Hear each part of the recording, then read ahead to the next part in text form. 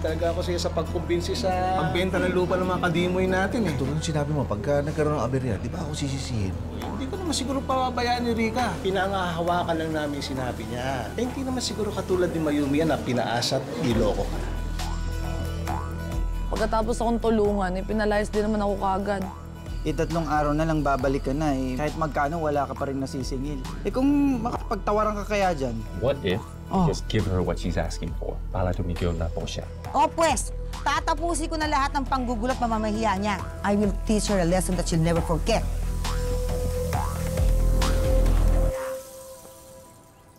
Miss May, maraming salamat po ka.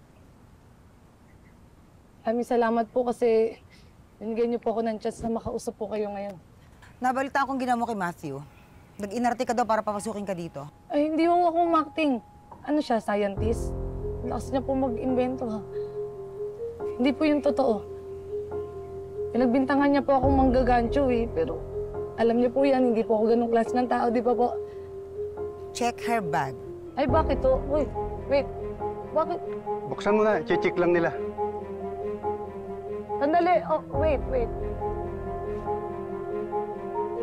Wait lang.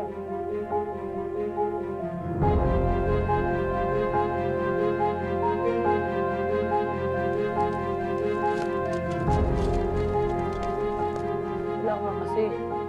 Miss May, hindi naman po ako magnanakaw. Nagnakaw ka pa rin. Ninakawan mo ng peace of mind si Matthew at privacy. Siniraan mo pa siya. Kaya dapat lang pagbayaran mo yan. Nang higit pa sa perang hinihiling mo.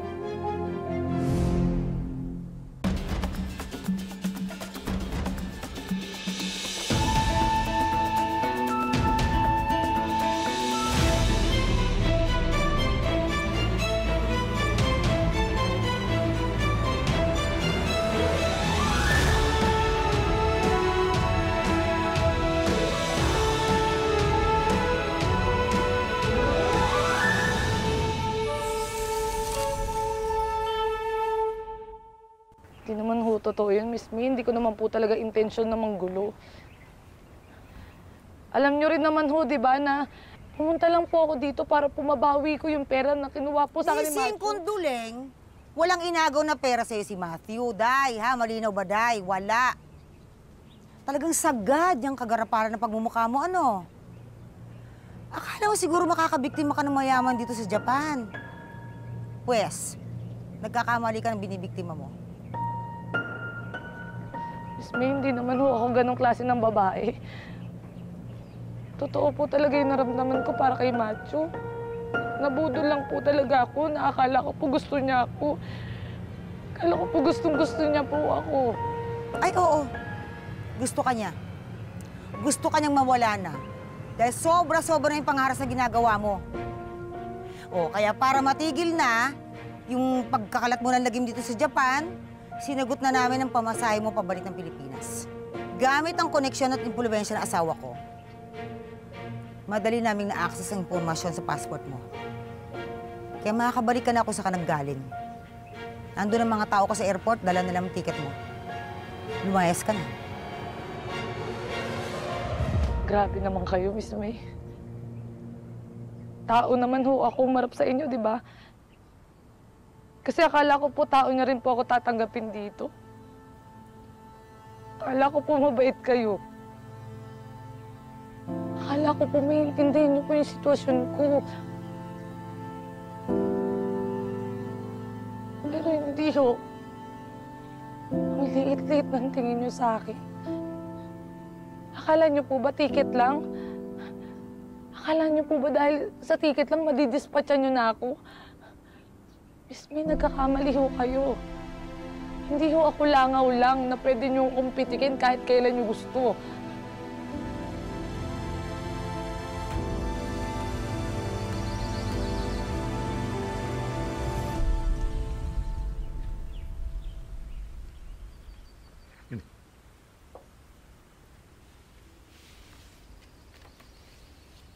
Ano yan? Kailangan mo nang pirmahan yung contract to sell para ma-process na yung deed of absolute sale. Bakit ba parang mamadali ka naman masyado? Parang wala ka ng ibang iniisip kundi paano maibenta yung lupa na yan, ha?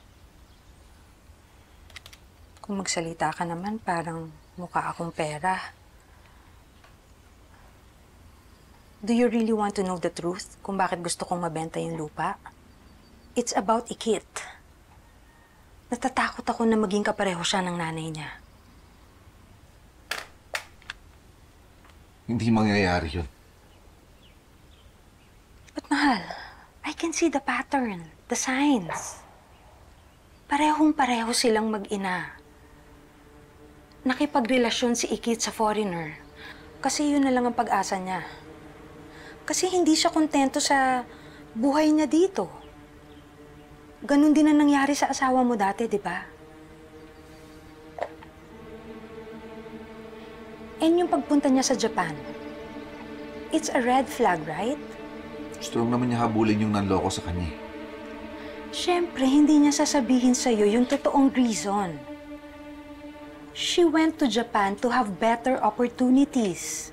Don't you get it? Hindi mo maibigay ang sense of security at magandang future na kailangan ni Ikit. Kaya kailangan niya pa yun hanapin sa ibang tao at sa ibang lugar. Ganyan din ang naramdaman ng asawa mo sa'yo dati. Kaya kanya iniwan.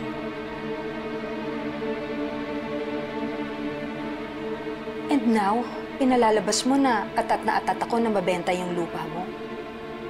Okay, fine. I just don't want you to lose your daughter.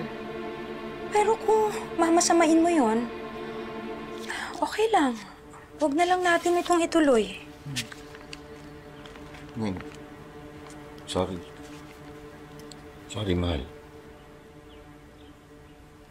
Hindi dapat mangyari yung nangyari sa amin ni Mayumi dati. Napipirma ka na. Para manatiling buong pamilya na to at para kay Ikit. Sorry.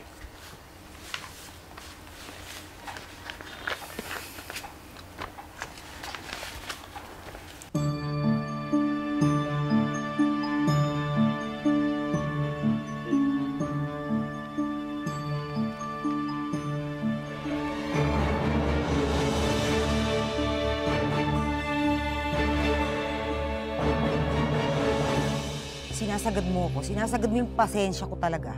Ikaw na nga binibigyan ng graceful exit, di ba? O pues, kung ganyan wala akong magagawa kundi ipadala ka sa police station. At kasuhan ka ng harassment. May huwag naman po kayong ganyan. Take her to the police station. I don't want Matthew to see her anymore. Kuya, don't. Huwag po.